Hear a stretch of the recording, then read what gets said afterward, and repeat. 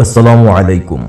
সুধী দর্শক শ্রোতাবৃন্দ, বিগত কয়েকদিন যাবৎ সেন্ট মার্টিন তথা বাংলাদেশের ভূখণ্ড নিয়ে সামাজিক যোগাযোগ মাধ্যমে মারাত্মক পর্যায়ে গুজব ও ভুল তথ্য ছড়িয়ে উস্কানি দেওয়া হচ্ছে। আজকে মানচিত্রের মাধ্যমে সংক্ষেপে পুরো বিষয়টি পরিষ্কার করার চেষ্টা করব। আশা করি ভিডিওটি শেষ পর্যন্ত মনোযোগ দিয়ে দেখলে বুঝতে সমস্যা হবে না। মানচিত্রে সমুদ্রের মাঝে এই যে শৈবাল দ্বীপ দেখছেন, এটি আমাদের বাংলাদেশের ভূখণ্ড সেন্ট মার্টিন। আমাদের মূল ভূখণ্ড থেকে সেন্ট মার্টিন যাবার ঘাট হচ্ছে এই টেকনাফ জেটি।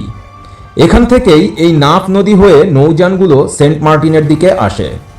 মানচিত্রে এই নাফ নদীর মাঝখান দিয়ে যে সাদা দাগ দেখতে পাচ্ছেন, এটাই হচ্ছে বাংলাদেশ এবং মায়ানমারের সীমানা। সাদা দাগের বামে বা পশ্চিমে বাংলাদেশ এবং ডানে বা পূর্বে মায়ানমার। এখন চলুন দেখা যাক টেকনাফ জেটি থেকে কোন পথে কিভাবে নৌযানগুলো সেন্ট মার্টিন আসে এবং কোথায়, কারা, কেন, কিভাবে আমাদের নৌযানে গুলিবর্ষণ করেছিল। তো চলুন যাত্রা আরম্ভ করি। টেকনাফ জেটি থেকে নৌযান ছেড়ে এই সাদা দাগের বাম দিক দিয়ে নৌযান আসতে আরম্ভ করলো।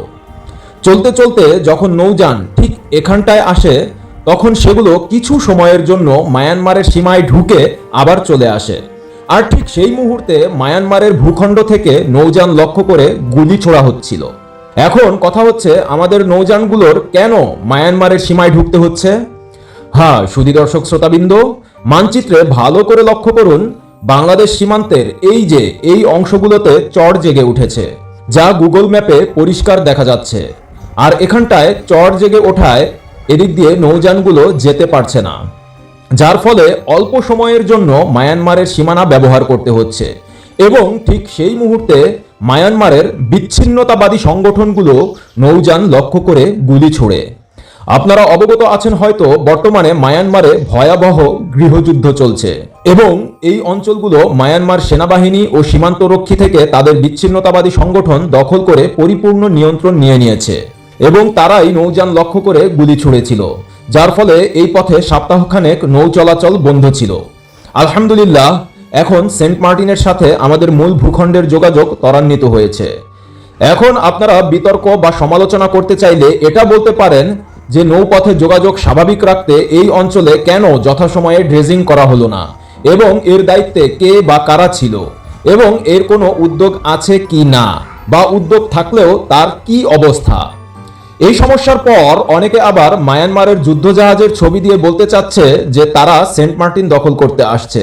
আবার কেউ কেউ গুজব ছড়াচ্ছে যে সেন্ট মার্টিন নাকি কোনো একটি দেশের কাছে বিক্রি হয়ে গেছে। আশ্চর্য, যেখানে মায়ানমার নৌবাহিনী নিজ ভূখণ্ডই ধরে রাখতে পারছে না নিজ বিচ্ছিন্নতাবাদী ও জনগণের তোপে, সেখানে এমন পরিস্থিতিতে তারা আরেক দেশের ভূখণ্ড দখল করতে আসছে, তাই না? আবার যেখানে পরাশক্তি আমেরিকার সাথে বাংলাদেশ জিসুমিয়া ও আকসা চুক্তি স্বাক্ষর করছে না, সেখানে সেন্ট মার্টিন বিক্রি করে কিভাবে? এই বেসিক জ্ঞান যাদের নেই, তারা কিভাবে জাতীয় নিরাপত্তা ও আন্তর্জাতিক রাজনীতি নিয়ে গুজব ছড়ায় আর জ্ঞান বিতরণ করে আমার বোধগম্য নয়।